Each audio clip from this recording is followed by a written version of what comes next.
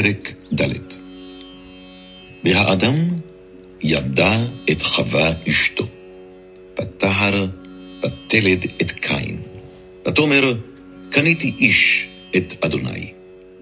ותוסף ללדת את אחיו, את הבל. ויהי הבל רועה צאן, וקין היה עובד אדמה. ויהי מקץ ימים, ויבא קין מפרי האדמה מנחה לאדוני, והבל הביא גם הוא מבכורות צאנו ומחלביהן. וישע אדוני אל הבל ואל מנחתו, ואל קין ואל מנחתו לא שעה. וייחר לקין מאוד, ויפלו פניו. ויאמר אדוני אל קין, למה חרה לך, ולמה נפלו פניך? הלא אם תיטיב שאת, ואם לא תיטיב, לפתח חטאת רובץ, ואליך תשוקתו, ואתה תמשול בו. ויאמר קין אל הבל אחיו, ויהי בהיותם בשדה, ויקום קין אל הבל אחיו, ויהרגהו. ויאמר אדוני אל קין, הבל אחיך. ויאמר, לא ידעתי, השומר אחי אנוכי. ויאמר, מה עשית? כל דמי אחיך צועקים אליי מן האדמה, ועתה ארור אתה מן האדמה, אשר פצתה את פיה לקחת את דמי אחיך מידיך. כי תעבוד את האדמה, לא תוסף תת כוחה לך.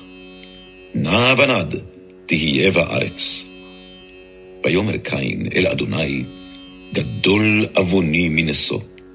הן גירשת אותי היום מעל פני האדמה, ומפניך אסתר, והייתי נע ונד בארץ, והיה כל מוצאי יהרגני. ויאמר לו אדוני, לכן כל הורג קין 7 יוקם. וישם אדוני לקין אות, לבלתי הכות אותו כל מוצאו. ויצא קין מלפני אדוני, וישב בארץ נוד קדמת עדן. וידע קין את אשתו, ותהר ותלד את חנוך.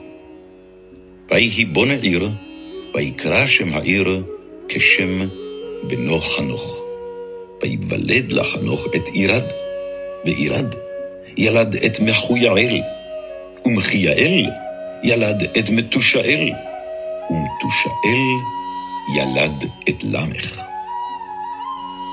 ויקח לו למך 2 נשים, שם האחת עדה, ושם השנית צילה. ותלד עדה את יבל, הוא היה אבי יושב אוהל ומקנה. ושם אחיו יובל, הוא היה אבי כל תופס כינור ועוגב. וצילה גם היא ילדה את תובל קין, לוטש כל חורש נחושת וברזל. ואחות תובל קין נעמה.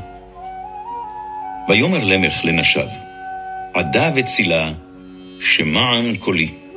נשי למך, הזנה אמרתי, כי איש הרגתי לפצעי, וילד לחבורתי.